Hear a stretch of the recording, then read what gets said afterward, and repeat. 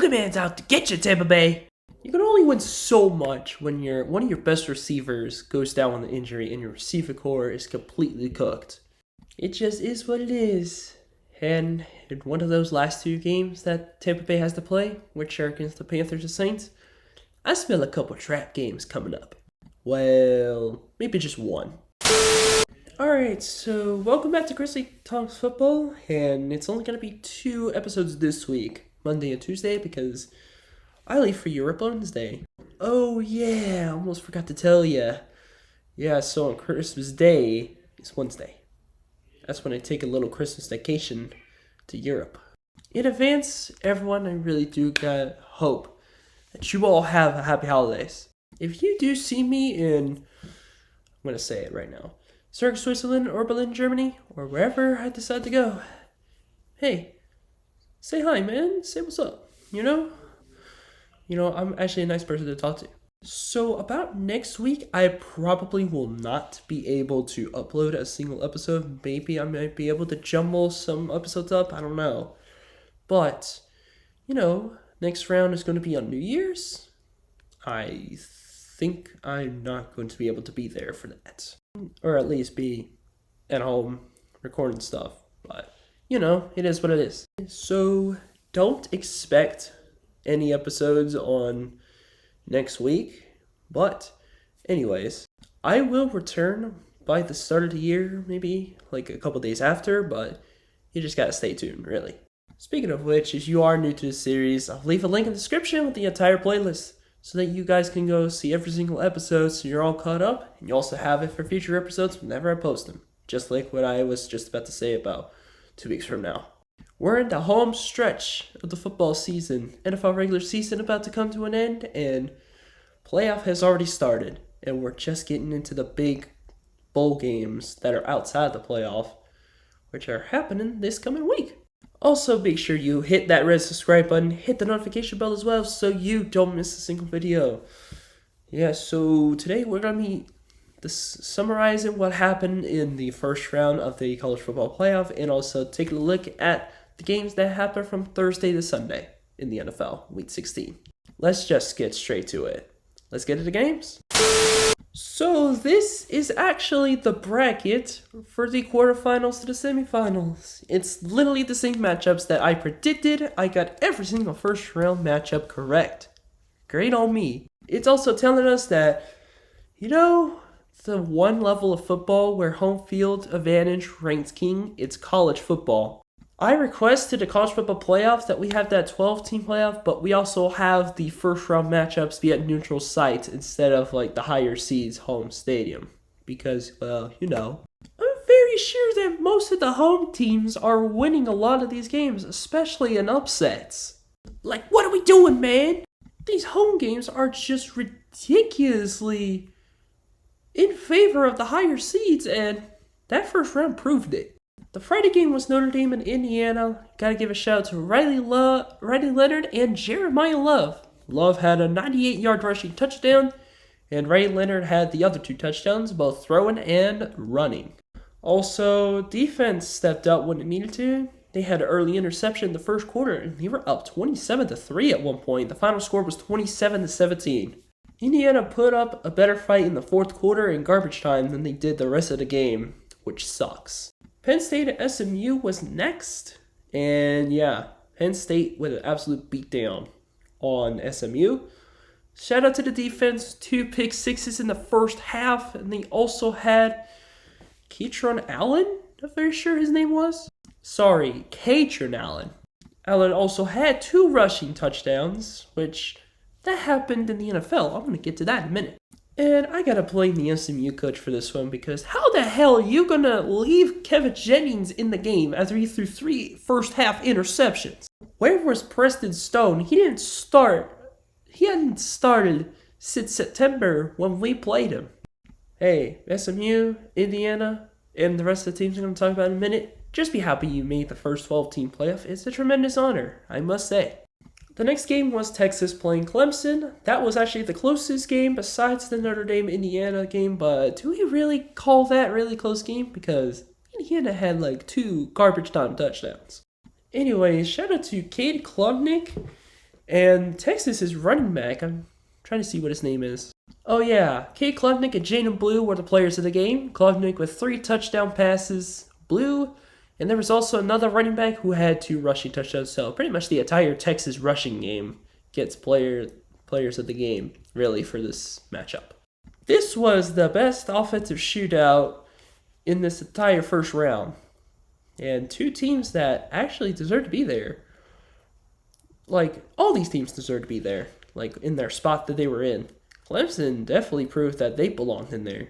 Fortunately, they couldn't stop the high-powered offense of Texas, especially in that rushing game. And then the final game, biggest blowout of this entire thing besides the Penn State SMU game, was Ohio State Tennessee 42-17 for that game. Oh yeah, and Texas Clemson was 38-24 and Penn State won 38-10 over SMU. Ohio State had Jeremiah Smith get 2 touchdowns and 100 receiving yards, and the rushing game of Ohio State had 4 touchdowns. 2 from Henderson, 2 from Junkins. Tennessee had some spark, but the defense just couldn't do anything. This is not the beginning of the end of Tennessee being a top 10 team at all. Like, they still have a couple more years with Iamaleava, so don't get too down, Tennessee fans. There's still a lot of opportunities in the next couple years with your quarterback. As for the rest of the bracket, they're staying the same, literally because every single first round matchup was a success for me. Enough talk about college football, let's transition to the NFL games. Kicking off week 16 at the NFL, we had the Thursday night matchup between the Broncos and the Chargers. Chargers came out on top 34-27, securing second place in the division for now. Broncos actually had a good offensive start in the first half, and then they just couldn't get a single touchdown in the second half. Chargers won it 21-6, outscored them really in the second half. And because of that amazing second half performance for the Chargers, they got the dub. But let me tell you, since the 8th seed is 2 games back on the Chargers and the Broncos. If both those teams win, they're in. And whoever that has 8 losses is out. I mean, Bo Nix had himself a pretty solid game of 29-40, 260 yards, 2 touchdowns. Rushing game has been its best in the past couple of games, with estimating with a touchdown and 50 rushing yards. The leading receiver was actually Marvin Mims. I think he had a long reception. That's why he has 3 catches for 62 yards. And then the touchdowns went to Devon Bailey and Michael Burton? Was that a fullback? 2 sacks for the Denver defense, and along with an interception by Chris Evans-Drain, someone I was not expecting to get an interception. But other than that, the second half collapse was just unbearable for Denver. Herbert had a pretty solid game as well, with 23-31, 280 passing yards, 2 touchdowns, and a pick. And Gus Edwards also had 2 rushing touchdowns in relief of the injured J.K. Dobbins. Leading receiver was, no surprise here, Ladd McConkey with 6 catches for 87 yards, with receiving touchdowns by Hassan Haskins out of the backfield and Darius Davis. That's his first touchdown of the season, I'm very sure.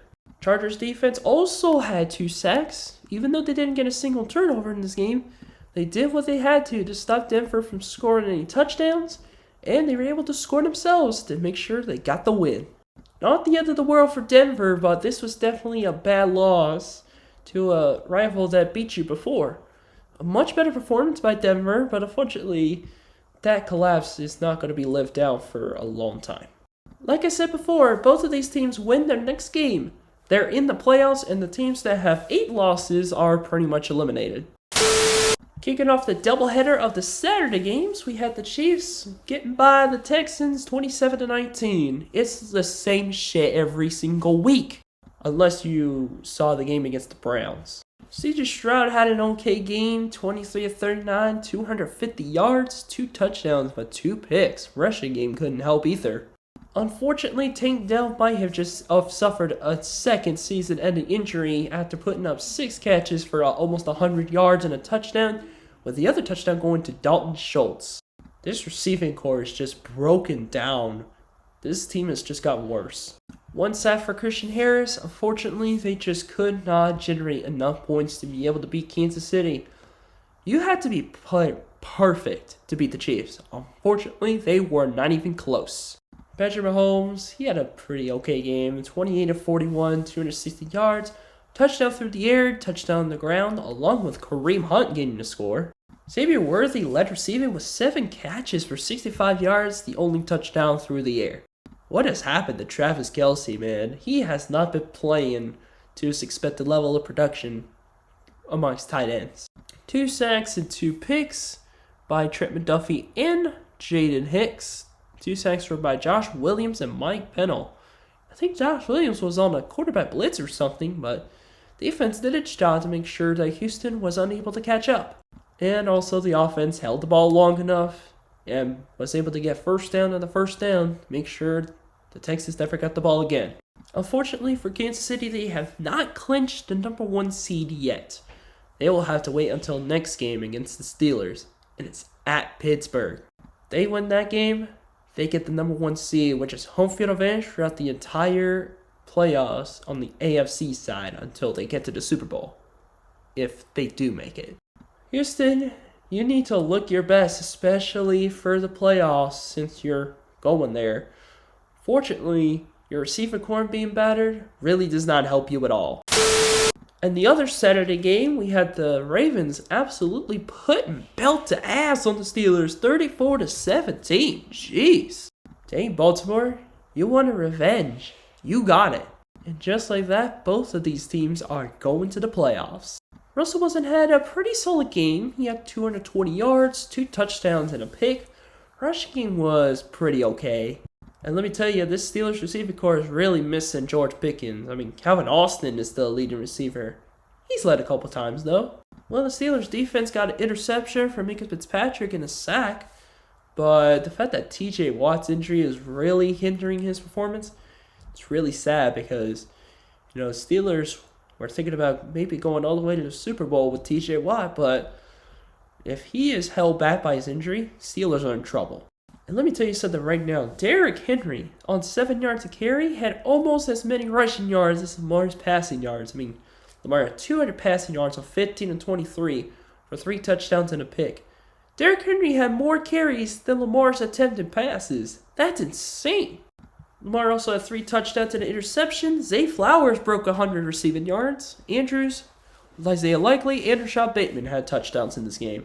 3 sacks, including 1.5 from Kyle Van Noy, and a pick 6 by Marlon Humphrey as well. Man, defense really stepped up. Nothing to worry about here, just pretty much seeing who's going to win this division. Very sure Baltimore is winning this division. Not sure how these tiebreakers are right now, but I'm very sure that Baltimore is in first place. Never mind, Steelers are still in first place, but I don't know how the tiebreakers are working out, but if the Ravens can win a couple more games and Pittsburgh loses at least one, Ravens should have the division. But as of right now, Pittsburgh has the advantage right now. And now we're on to the Sunday games where my Falcons absolutely dominated the New York Giants, who are looking for a number 1 overall pick, 34-7. This was really more about how bad the Giants were than how good the Falcons were in this game. And this was also the debut of Michael Penix as a starter. Giants just couldn't get anything going except for a touchdown pass for Drew Lock, but 210 yards, 22 of 39, and 2 picks. Rushing game was horrible. Receiving touchdown went to Tyrone Tracy, even though Malik Neighbors and Wan'Dale Robinson led receiving with 60 yards each. The only highlight for the defense of the Giants was an interception by Cordell Flott that came from the hands of Kyle Pitts. For a debut, this was not bad at all. I mean, I saw a lot of his throws. They were really good. 18 of 27 for 200 yards, interception, even though that was not his fault. Bijan had a heck of a game. He had almost 100 yards and 2 touchdowns and 22 carries. And Darnell Mooney and Drake London continue to tear it up. I think both of them should have 1,000 yards by now as far as receiving yards. And I can't believe we were too blind to realize that Kyle Pitts is more of a liability and a cancer on this team than actually helping us. The way Pitts has been playing, absolutely horrible. He only had 1 catch, and he got targeted again, but he dropped the ball, and it turned into an interception for Penix. Like, come on, man, you can't do that. What if I told you that the Falcons defense had 3 sacks and 2 interceptions that were returned for touchdowns? You wouldn't believe me. But yet, it happened. Jesse Bates and Matt Judon had pick sixes in this game. And that was a big part of the reason why we were able to dominate the New York Giants. Keep going after that number 1 pick, New York. You know what the real battle is for. Up next, we got the Lions taking down the Chicago Bears 34-17. This was way more convincing than the last time these two met on Thanksgiving. But by God, the Bears defense completely regressed. What the hell happened? Jared Goff had himself a day. 23 of 32, 330 yards with 3 touchdown passes. Jahmyr Gibbs 100 rushing yards in the score. Jameson Williams balling out. He had 5 catches, almost 150 receiving yards and a touchdown. Sam Laporta and Amon-Ra St. Brown also having touchdowns. At least the offensive line and the Bears kind of looked better. Only 2 sacks allowed. But then again, offense didn't do enough and the defense completely shut down for some reason. Rushing game certainly didn't help Chicago. Caleb Williams once again had a pretty solid game against Detroit. He had 330 yards as well and 2 touchdown passes. Cole Kmet had a touchdown and one of the throws that he threw to Keenan Allen was an absolute dot. 9 catches, 140 yards and a score on the day for Keenan. Only 1 sack for that defense and no interceptions forced. This defense definitely fell off. Yeah, the fact that the Bears defense couldn't force a single turnover was really detrimental to the entire team as a whole, because they would have forced some turnovers, maybe the Bears would have won this game. But nope, Detroit won this game and they are 1 step closer to getting the number 1 seed. I'm guessing that Lions-Vikings game is pretty much going to decide who's going to win that division and the number 1 seed that comes with it. Up next, we had the Cardinals playing at the Panthers, with the Panthers getting the upset in overtime in Charlotte, 36-30. Let me just say, their record means nothing when it comes to the Carolina Panthers and how they have been playing the past month and a half. I mean, Kyler had a bit of a down game, 20 of 32, 200 yards, a touchdown pass and a pick. He also had a rushing touchdown along with James Conner with 120 rushing yards to add to it. And the only touchdown went to DJ Dallas through the air. Interesting. 3 sacks for the Cardinals defense and no interceptions thrown. Man, Cardinals defense actually made Bryce Young look like an all-pro. Speaking of Bryce, he and Chuba Hubbard absolutely tore it up. I mean, Bryce Young 3 total touchdowns. Chuba Hubbard 150 rushing yards and 2 touchdowns, including the game winner in overtime. And both of the touchdowns went to Adam Thielen and David Moore through the air. Panthers had a very convincing lead in this first half. I mean, they had 3 sacks and an interception by Tamani Richardson. Cardinals came back, but Carolina was able to not choke the game away and win the game in overtime. I think Carolina was up like 20-3 at some point, and then Arizona came back quickly. But then again, once again, like I said, Carolina was able to get the last drive in overtime and win that game. I think they forced a fumble that got the ball in field goal range, and Chuba Hubbard said, "I'm getting 6. We're not settling for a field goal. We're winning the game with a TD." That's exactly what Carolina did, knocking the Cardinals out of playoff contention. Crazy stuff. Up next, we had the Rams beating the Jets 19-9 in a very, very boring game. So yeah, this game existed. Matt Stafford 100 yards and he only attempted 19 passes, a touchdown, a pick. Kyron Williams was just a one-man show in the run game. Oh yeah, and welcome back to the touchdown column, Tyler Higbee. 1 sack on the game for Cam Curl, and the defense was able to step up when it mattered most at the end of the day. So good on them. It's literally shown by the fact that New York wasn't able to score a single point in the second half. Aaron Rodgers with a pretty throw to the end zone for a touchdown, the only touchdown that the Jets had all game. Rushing game definitely did not help at all. What happened to Brees? That was the pretty throw to Devontae Adams, who had 68 yards on 7 catches. An interception by Tony Adams just wasn't enough when your offense doesn't score a single point in the second half, and the Rams ended up winning that game. This game was boring. Like, honestly, congratulations, Rams. You might win that division after all. Next.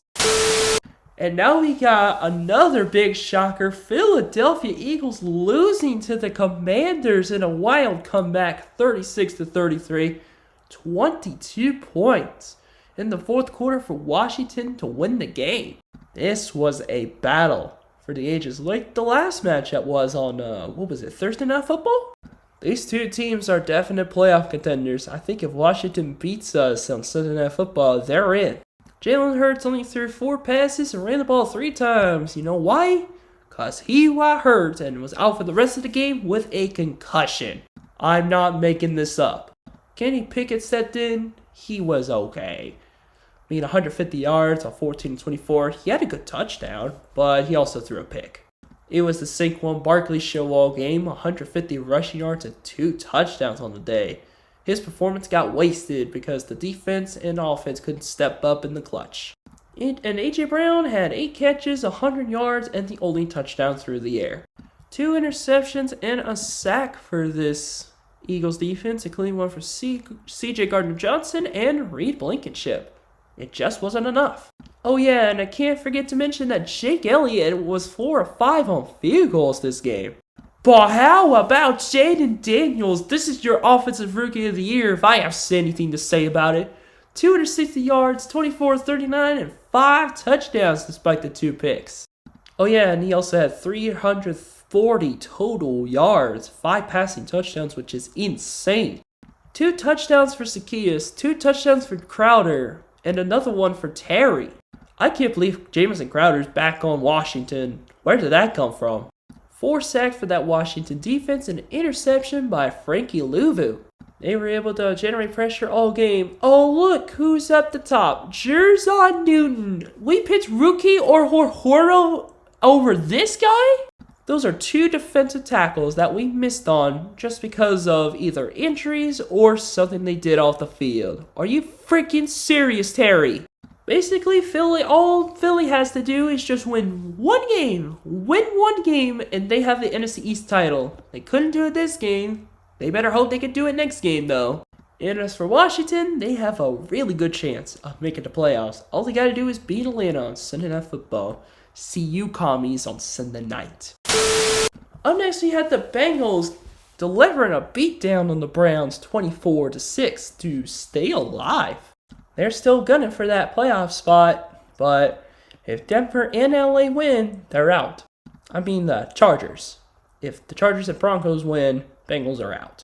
It was an absolute nightmare for Browns fans. I mean, Dorian Thompson-Robinson had 2 interceptions in this game. Jerome Ford was literally their only source of offense in this game. 100 rushing yards and touchdown? You really benched Jameis for DTR, who sucks? Nobody showed up in the receiving corps, except for maybe David Njoku. 4 sacks for the Browns defense. It meant absolutely nothing. If the offense just can't generate enough points to be able to keep up with the Bengals and win, defense just doesn't mean anything. Especially when you're playing against Joe Burrow, who ends up getting 250 yards and 3 touchdowns through the air. Chase Brown almost 100 rushing yards. The trio of receivers showed up for this game, with Jamar Chase getting almost 100 receiving yards in the score. T. Higgins and Yosivas with the score. I just know his name now, Andre Yosivas. 5 sacks for Bengals defense and 2 interceptions, including one from Jordan Mantle and Geno Stone? Where the hell has this defense been all season? Let me just say, this was just an embarrassment for the Browns. I know you are trying to tank right now, but man, you are making your fans pissed. Bengals fans are pissed too because they should be a playoff contender if they didn't have such a dogshit defense. This was a great performance though, by the way, in this game against a pretty bad team. In the final game of this Sunday 1 o'clock slate, we had the Titans losing to the Colts in a close game, 38-30. Anthony Richardson is still very inconsistent, needs a lot of time to develop. Well, Levis on the other hand, Mason Rudolph? Ouch. Let me just say, Rudolph the Red-Nosed Reindeer turned into Will Levis in the beginning of the season. 3 interceptions in this game, even though he had 250 yards and 2 touchdowns. IJ Spears, the only highlight of the rushing game was him getting 2 touchdowns in this game. Shout out to Tulane. Chika Kongwo had a 2-point conversion, and the touchdowns went to Westbrook Akinde and Calvin Ridley. Westbrook Akinde with another touchdown? Sack by Simmons and interception by Amani Hooker, but it just was not enough. They couldn't stop a guy by the name of Jonathan Taylor. This man had 220 rushing yards and 3 touchdowns in this game. Anthony Richardson had 2 touchdowns of his own, 1 through the air and 1 on the ground. I think the Colts could definitely use a mentor quarterback. Well, to teach him about the concepts of pocket passing. And even maybe throwing on the run. I don't know. I mean, if the Colts are looking for a mentor quarterback, we got one in the bench. Adonai Mitchell had a crazy catch I saw on a pretty throw by Richardson. There was also Josh Downs with a touchdown. Let me tell you something. Wyatt's World was right when he said that Anthony Richardson can keep you in the game as much as he can keep you out of the game. 3 interceptions, 2 for Kenny Moore, and there was also a sack by Kwity Paye. I think E.J. Speed was injured in this game, even though Nick Cross and Zaire Franklin, 2 of the 3 suspects on the Colts defense. If you don't already know, Zaire Franklin, Nick Cross, and E.J. Speed had some dope names, and I called them the 3 suspects because they were some pretty good players on that defense of the Indianapolis Colts. But anyways, 3 turnovers were enough to really stall out that Titans offense. Although it wasn't enough to keep him out of the game because the Titans were very much in the game in the second half. But regardless, Indianapolis is still alive. They're hoping that Denver or LA lose out, and they win out. They lose just 1 game, they're done. Go after that number 1 pick, Titans. Kicking off the Sunday 4 o'clock slate, we got the Vikings beating out the Seahawks 27-24 in a close game. Vikings and Lions very much have a pretty solid chance of getting that 1 seed, but if Detroit wins and Minnesota loses, I think the race is pretty much over. Sam Darnold, if you told me in the beginning of the season that he was going to be an absolute MVP candidate, I would not have believed you.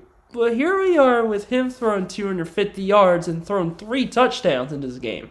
Justin Jefferson, of course, balled out. 10 catches, almost 150 receiving yards and 2 touchdowns. Jordan Addison had the other touchdown.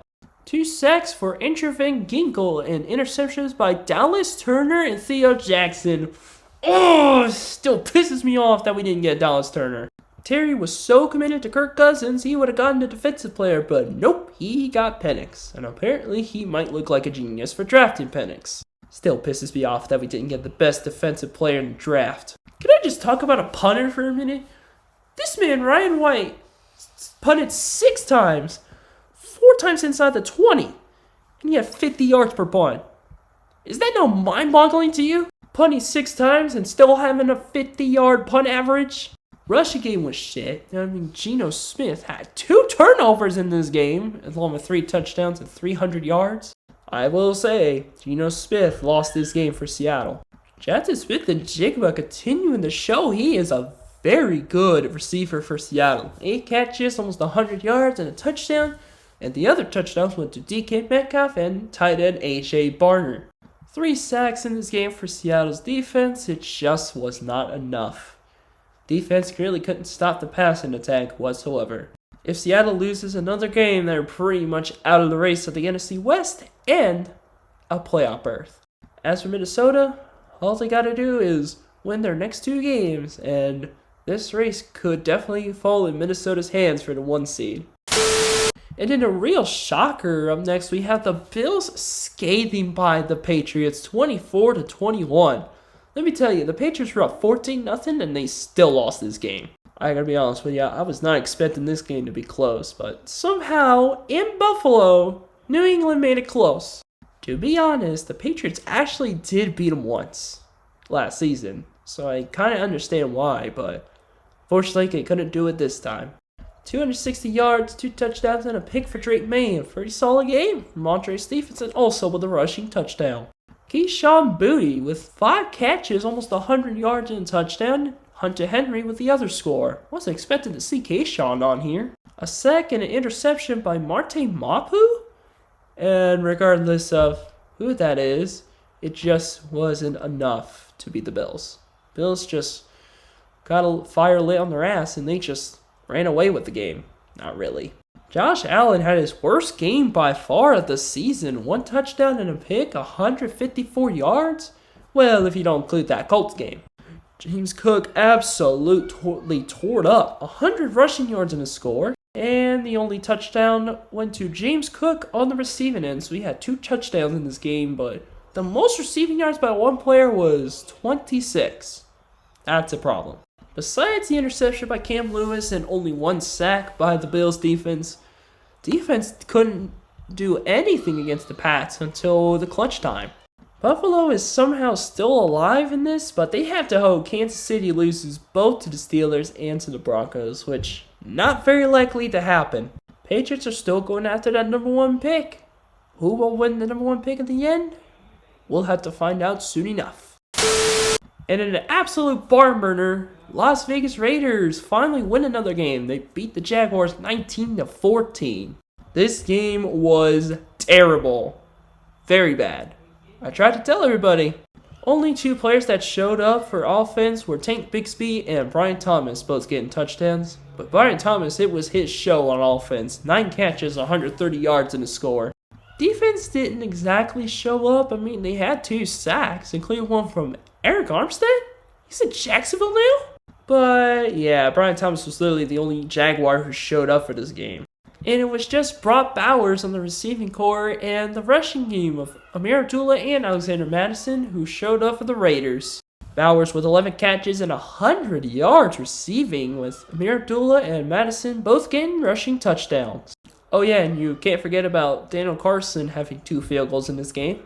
Next game, I don't want to talk about this game any further, please. Both of these teams are going for a number 1 pick still. Next game, please. In the final game of the Sunday 4 o'clock slate, we had the Dolphins beating the 49ers and eliminating them from playoff contention 29-17. That is crazy that I had the 49ers winning the West, and due to injuries, they're out of the playoffs now. This makes me look like a freaking idiot. I mean, Brock Purdy didn't have a bad game. He had 300 yards, 2 touchdowns, and a pick. Rushing game was completely disastrous. George Kittle had 100 receiving yards. The only touchdowns through the air went to Debo and Eric Saubert. Not gonna lie, I haven't said his name probably at all this season. And not a single sack or interception for that 49er defense. Sad. Tua had a pretty solid game, 200 yards on 22-34 and a touchdown pass, but Devon Achane had a long rushing touchdown with 17 carries and 120 yards. Tyreek Hill once again had the only receiving touchdown in this game. 3 sacks in this game for the Dolphins defense and an interception by Kader Kohou. Interesting. Daily Kicker mentioned once again we had Jason Sanders kick 5 field goals in this game. Really helped the Dolphins win this one. Dolphins are still very much alive in this. And if the Broncos and Chargers both win their next games, Dolphins are eliminated, no matter what they do. I'll talk about the Monday game tomorrow. And finally, we got the Bucs playing the Cowboys, with the Cowboys winning this game 26-24. This game put the Falcons back in first place for the NFC South. Thanks, Dallas. Thank you very much, Scooter Magruder. You guys still suck. And you're out of the playoffs. An unlucky interception, an unlucky fumble by Rachaad White was the difference in this game. Other than that, Baker Mayfield had 300 passing yards with 2 touchdowns. Bucky Irvin also had a rushing touchdown. Touchdowns were to Jalen McMillan and Ryan Miller. Very interesting that Mike Evans didn't get one. You're telling me that the Bucs defense only had 1 sack this entire game? Absolute disaster. It's not like Dallas did any better. I mean, Cooper rushed 300 yards as well, but only 1 touchdown pass. Zeke had a touchdown run as well. Let me tell you something right now. CeeDee Lamb is an absolute elite receiver in the NFL. 7 catches, 100 yards despite the quarterback situation. And the only touchdown went to Jalen Tolbert. As far as receiving touchdowns. 4 sacks for the Cowgirls defense and an interception by Jordan Lewis. That was when he picked the ball out of the air, stole it right from McMillan. There was also a forced fumble and recovery by Dallas that sealed the game away. Aubrey might be the best kicker in recent memory for the Cowboys. Maybe for like the past 30-40 years. This man casually gets a long field goal of 58 yards and has 4 of 4 field goals made last night. Cowgirls may be out of the playoff contention, but they can still create some chaos. That was proven last night. Tampa Bay better hope that we lose at least one of their games, and they better win out. Otherwise, it's game over for them. Basically, the easy thing would be If the Falcons win and the Bucks lose, we're in. But us playing the Commanders and the Bucks playing the Panthers, not very likely at all. Well, let's hope for the best. I am the reactions a little bit short because, well, the Monday game is tonight between the Packers and Saints. I will give you that game result and my Week 17 predictions. All of it will be tomorrow. Hopefully, I can get that video out to y'all. But anyways, thank you so much for tuning into this episode. That is all for this episode. If you enjoyed it, make sure you smash that like button, hit the red subscribe button, hit the notification bell, so you don't miss a single video. This is the Grizz, and that's all from me. And until next time, I'll see you guys later. Peace!